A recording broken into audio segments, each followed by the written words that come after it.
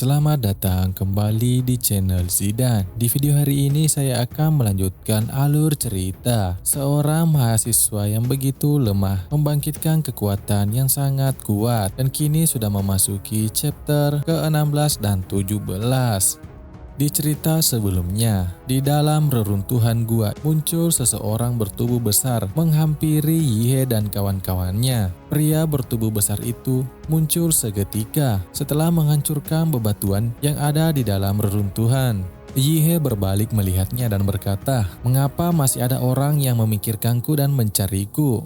Lalu pria itu berkata, "Aku mendengar ada radiasi nuklir di gerbang portal hutan merah. Jadi aku tahu kau ada di sini. Dengan mudah aku bisa menemukanmu. Tinggal mengikuti saja jejak radiasi yang tersisa untuk mengetahui keberadaanmu. Agar kau tidak dapat menemukanku, aku mengikutimu sampai ke gua bawah tanah dengan tahan nafas. Aku tidak menyangka kau akan menemukanku dan menghalangi jalanku dengan batu-batu besar agar aku tidak bisa terus maju. Detak jantung, pernafasan, dan fungsi-fungsi lainnya berhenti dan jatuh dalam keadaan mati suri dan kau mampu menyadarinya.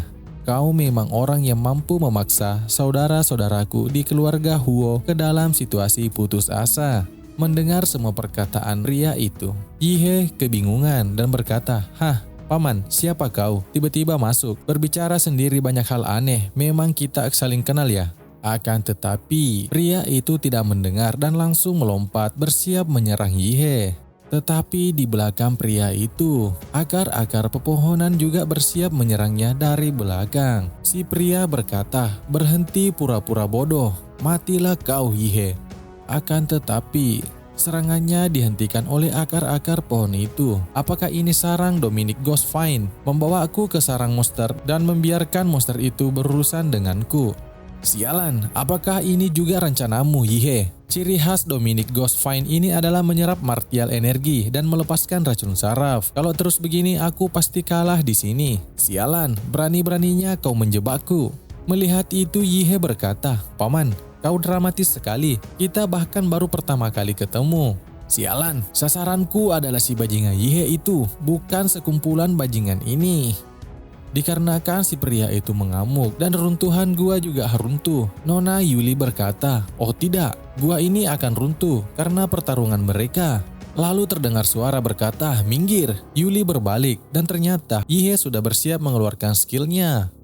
Yihe menyerang dan menghancurkan bebatuan yang menghalangi jalan keluar mereka. Kemudian Yihe berkata, "Saudara Yuli, kamu pergi dulu." Akan tetapi, si pria sebelumnya berkata, "Jangan pernah berpikir untuk lari." Si pria bersiap menyerang, akan tetapi serangannya berhasil ditahan oleh Chuzhou. Chuzhou berkata, "Jangan pernah berpikir untuk menyakiti sehelai rambut pun di kepala Yihe saat aku di sini."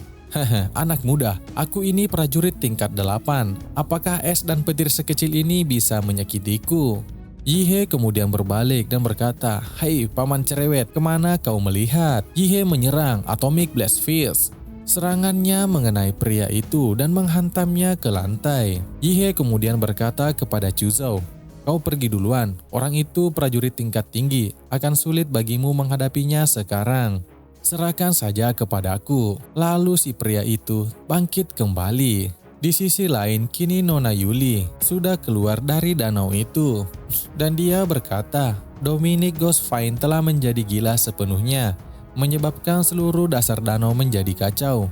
Tidak lama kemudian, Chuzhou keluar dari danau menyusul Nona Yuli. Yuli berkata, "Bagaimana dengan Yihe?" Chuzhou kemudian hanya terdiam dan melihat ke arah danau. Lalu terlihat dari arah danau itu sebuah energi yang sangat kuat dipancarkan. Ternyata itu Yihe menggunakan template monsternya, template monster Titan. Dan ia mengalahkan si pria sebelumnya. Yuli dan Chuzhou yang ada di pinggir danau melihat kejadian itu. Sesosok bayangan raksasa di balik kepungan asap. Tidak lama kemudian, Yihe juga muncul dari dalam danau. Chuzhou berkata, "Yihe." Lalu Yihe berkata, "Chuzhou, pinjamkan aku satu set pakaian." Tidak lama kemudian, setelah naik, Chuzhou bertanya, "Apa yang terjadi dengan ledakan tadi?" Yihe menjawab, itu prajurit misterius sebelumnya, dia benar-benar membawa bom plasma dan mati bersama Dominic Ghostvine. Chuzhou berkata, apa? Bom plasma? Bukankah itu barang selundupan militer?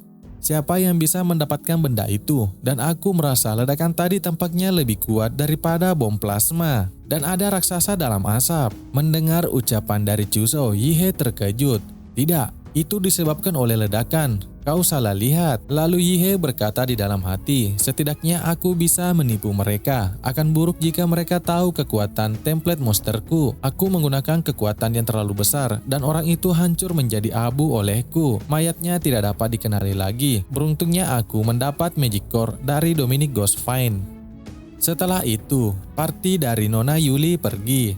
Yuli berkata, Yihe, kami pergi duluan.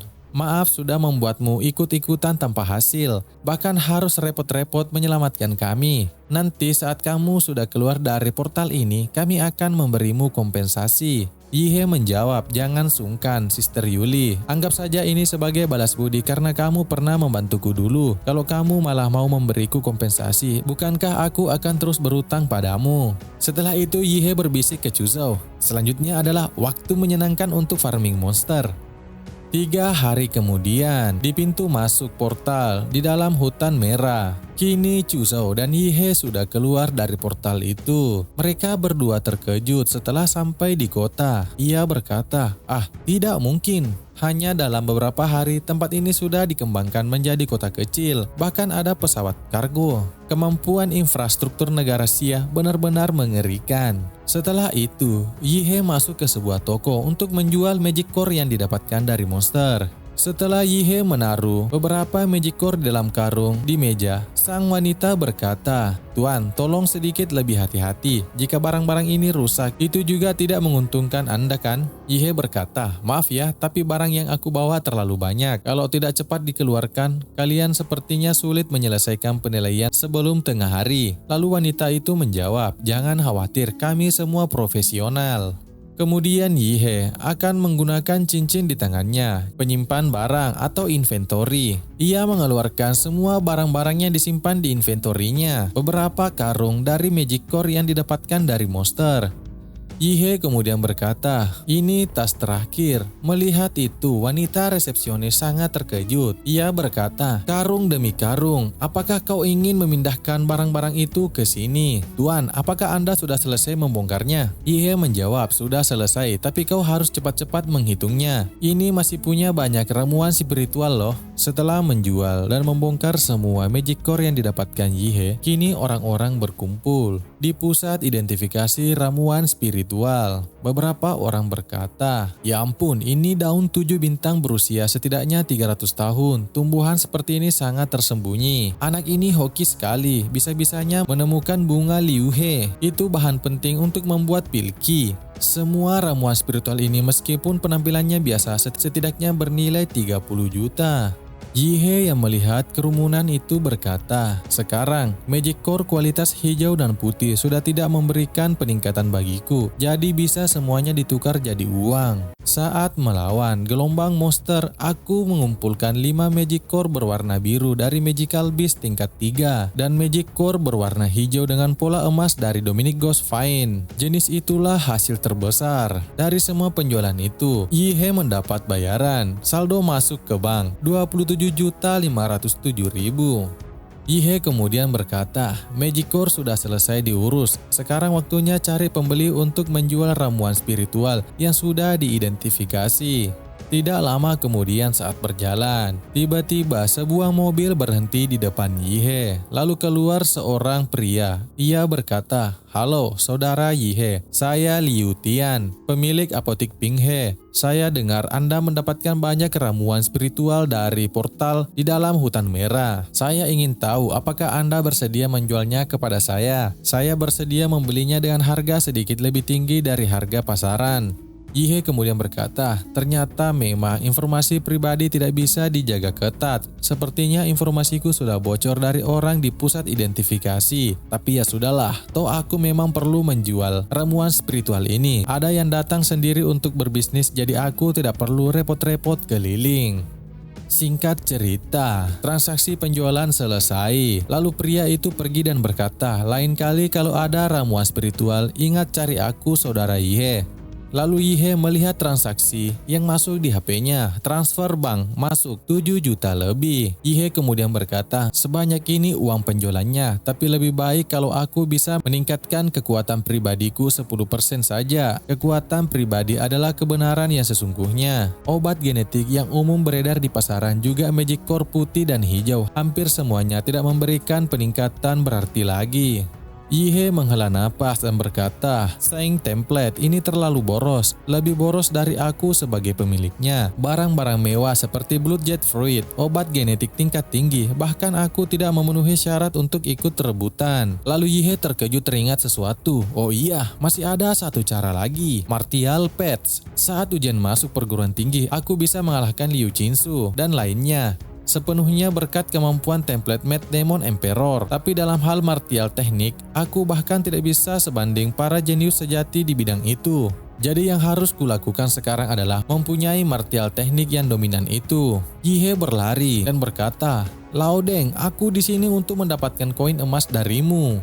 Tidak lama kemudian, di SMA nomor 1 Anceng, di ruang kepala sekolah. Kini Yihe sudah berada di ruangan kepala sekolah. Lalu kepala sekolah berkata, Yihe, aku tidak menyangka kau masih bisa mau ke sekolah asalmu dan berkunjung. Lalu Yihe menjawab, kepala sekolah, Anda tidak perlu bersikap begitu sopan. Lalu kepala sekolah berkata, mana bisa begitu? Kau adalah juara ujian masuk perguruan tinggi. Kau adalah panutan dari SMA nomor 1.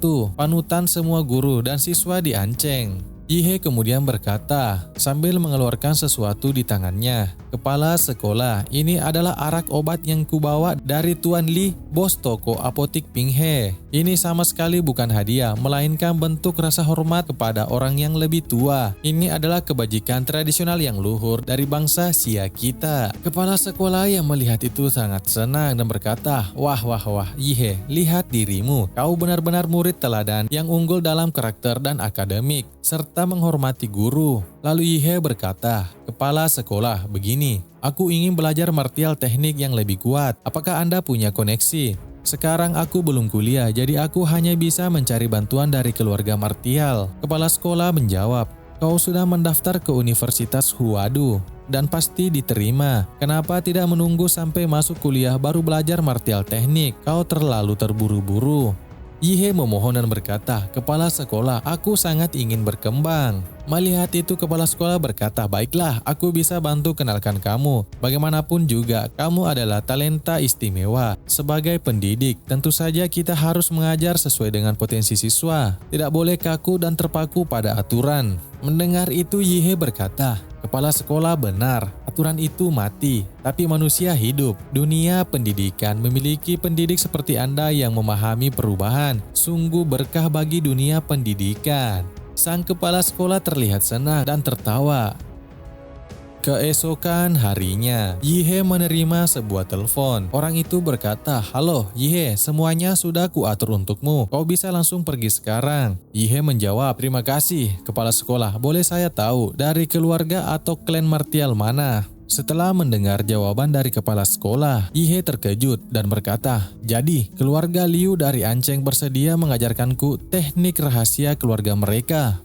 Tidak lama kemudian, di pinggiran kota Anceng, terlihat pemuda dan wanita sedang mengendarai kendaraannya. Lalu wanita yang dibonceng berkata, Kakak Ji, kamu ngebut-ngebutan, kamu luar biasa sekali. Lalu pria itu menjawab, itu belum seberapa, aku masih punya yang lebih gila lagi. Lalu tiba-tiba dari sampingnya muncul seseorang dan berkata, Bro, jangan melamun saat mengemudi dengan kecepatan tinggi. Kalau cara mengemudimu sembarangan, orang yang kau sayang bakal menangis 2 baris air mata. Mereka terkejut dan berkata, sialan, kau sakit jiwa ya? Hampir bikin aku mati ketakutan. Naik sepeda sewaan rongsokan dan masih berani adu kecepatan denganku. Pria itu menambah kecepatan motornya, melesat ke depan. Ia berkata, dengan status seperti itu, kau pantas menyaingi kecepatan berkendaraku. Melihat itu, ia hanya terdiam dan menatap mereka yang sedang melaju. Tidak lama kemudian, dari belakangnya, terlihat pancaran aura yang sangat kuat. Ternyata itu MC kita Yihe yang menggunakan sepeda. Ia menggunakan kekuatannya dan melakukan dorongan yang sangat cepat kepada sepedanya. Dan dia berhasil melewati pengendara itu dan berkata, aku duluan saudaraku. Yihe melesat ke depan dan membuat kedua orang itu terkejut dan berkata, apakah sekarang sepeda secepat itu? Kecepatan ini hampir menyamai kecepatan pesawat terbang. Setelah itu, MC kita, Yihe sampai di suatu tempat dan berkata, memang pantas disebut keluarga besar martial art, tempat tinggalnya saja sudah semewah ini. Yihe mengeluarkan kemampuan mendeteksinya dan ia berkata, di Live Magnetic Field juga muncul beberapa keberadaan dengan aura yang sangat kuat. Lalu di balik gerbang, seseorang sedang berjalan. Lalu ia menyapa Yihe, kamu di sini, teman sekelas Yihe. Ternyata yang datang menyapanya adalah Kingsu. Yihe kemudian berkata, Kingsu, apa kamu langsung kesal begitu melihatku? Kingsu menjawab, tidak, bukan begitu. Yihe kemudian berkata, kalau begitu, mungkin maksudmu senang melihatku. Kingsu kemudian menjawab, ibuku menyuruhku menjemputmu, ayo kita temui dia sekarang.